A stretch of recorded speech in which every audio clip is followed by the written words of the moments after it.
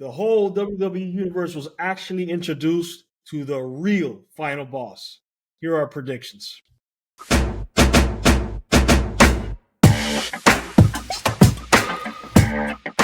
So, Alfredo, the final boss finally showed his face, his true face, and we saw what he did to Cody Rhodes. Give me like your play by play and tell me how did you feel when you saw what was going on. Well, I'll tell you this, Pedro. For wrestling fans going back all the way from the 90s, from the Attitude Era, this was the beginning of maybe going back to that scenario. This is what the closest thing we have ever had, Pedro. And the thing that I loved about Raw yesterday is everything making sense. It was a lot of foreshadowing, a lot of, intrigue all the way from the beginning.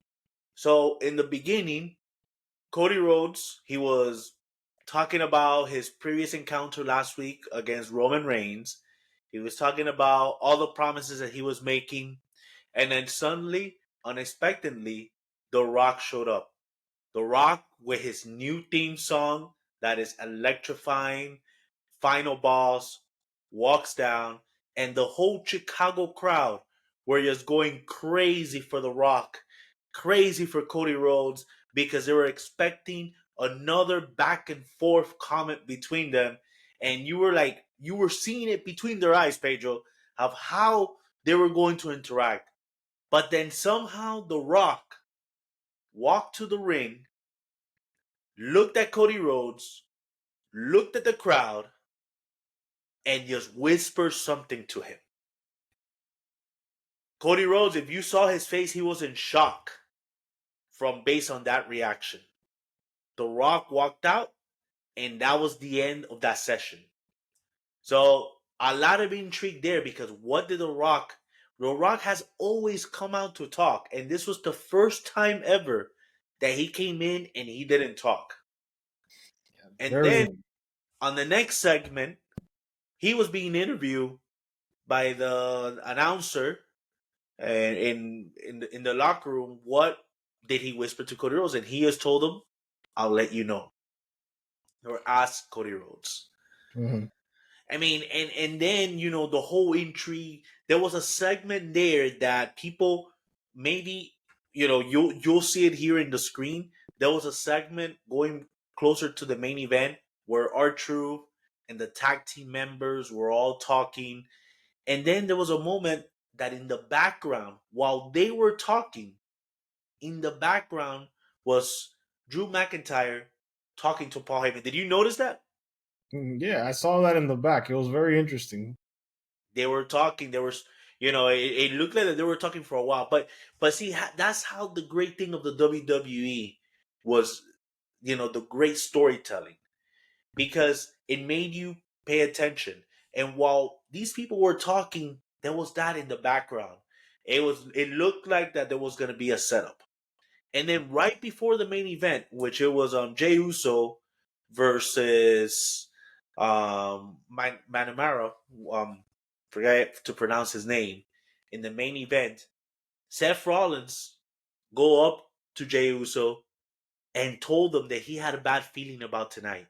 Again, foreshadowing, storytelling from Mhm. it, and that he was gonna have his back for it.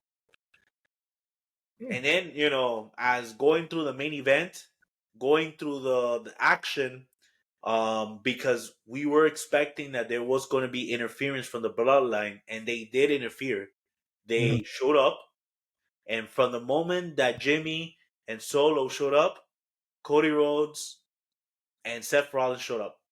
But then here's where the plan came into fruition. This was, as you see, this was a setup against the babyface. Because Seth Rollins, as he was fighting Solo, Drew McIntyre came in and gave him the DDT, in which knocked him out. Mhm. And then after Jimmy won his match, the camera went to the background and they were fighting back and forth. Jimmy and Cody Rhodes, and then Solo showed up, and then distractingly, being distracted, The Rock comes. and then you can probably you can summarize what they did, what The Rock did to Cody Rhodes. Yeah, man. Look, I want to take everybody back a little bit to last week, where Roman Reigns and Cody Rhodes and Paul Heyman were in the ring. They were together. They were working. They were working against each other. You see the machinations going on in their heads. I'm saying this. You're saying that. And then at the end, you saw how the bloodline came out. They were gonna jump him, and then you saw Cody Rhodes had his guys with him. But at the end of the day, that was an L for Roman Reigns. This is something that we're going to see. We're seeing this plan out little by little. The Rock being a master manipulator, pulling all the strings, getting everything in order. Different from Roman Reigns. It's more of a pack mentality. I'm the pack leader. Do what I tell you to do. The Rock is a planner. He set everything in motion. He let Cody Rhodes know, hey, listen, something's going to happen to you tonight. I don't know what it was that he said. Maybe it'll never be revealed. But No, it was revealed what he said. oh, what was it? He told them at the end, and what was revealed after, that he was gonna make him bleed tonight. There you go. I blanked on that. It kind of reminds me of if anybody have ever seen Batman versus Superman. And there's a part in Batman versus Superman where Superman comes and takes him out of the Batmobile basically, and tells him you're done in this city. Stop doing what you're doing. And Batman doesn't pay attention and asks him, "Do you bleed?" And that's where I take it. The fight in the back, everything that The Rock did, he took advantage of Cody Rhodes when he was pretty much down. He set the plan in motion, and he made him bleed. Putting everything together, taking out the white strap with the red blood coming off of his head. Put it right on that belt. Mama Rhodes, this is for you. And then everything else he said, it was spot on. We haven't had a heel like this in forever, and it's a more edgy product that, for the most part, we haven't seen from WWE in many, many years. Well, they haven't witnessed a beat up like this in a while with blood coming out like that. They haven't seen that in years. And The Rock, when have we seen The Rock? The Rock has always been when he has been a heel, he's always been, even a funny heel. But I think this is the baddest heel that he has ever been. The way, because he has power. He moves people around, and this was all a setup. I mean, I'll tell you this: Roman Reigns, I bet, knew about this. This was all a setup. The whole bloodline. This was a pure setup to attack Seth Rollins, but especially to make Cody Rhodes pay. No, and I'm going to counter what you just said, Alfredo. I am sure that Roman Reigns had an idea of something that was going to go on, but The Rock was the one that planned this. I want you to understand something, Alfredo. There are very parallels here, and this is a very pack mentality that goes on in these kind of tribal situations, and it's being portrayed on the screen perfectly. You have a guy that's been there, has been the tribal chief, has been doing everything that he's done in the last few years. And then you have a guy that came back that knows how to do everything and is systematically breaking down everybody else. And everybody else in the group knows this. There's a reason why when Paul Heyman took out 2 phones, one for Roman Reigns and one for The Rock. It's not for no reason. Things are going on in the bloodline, and it's gonna culminate at WrestleMania. And I'm telling you right now, I'm going to call this. I know we're going to have the predictions in the next week for WrestleMania, but I'm calling it right now. Night 1, The Rock will pin Cody Rhodes. Night 2, Bloodline rules. Cody Rhodes will beat Roman Reigns, and that same night, it could be the next night, but I think it's going to be the same night. Roman Reigns is going to be out of the bloodline. So you think The Rock is going to take over the bloodline, so they're going to betray Roman Reigns, and Correct. The Rock is going to be the head of... Yes, they're going to put Roman Reigns on the shelf. for a couple months. Oh wow. Well, that's so. Do you think it's because certain jealousy, or like why would you know?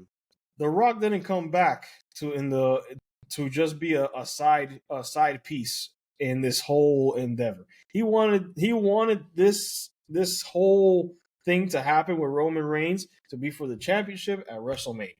This is kayfabe, and how everything is inside WWE. He wanted to come back. He wanted to face Roman Reigns.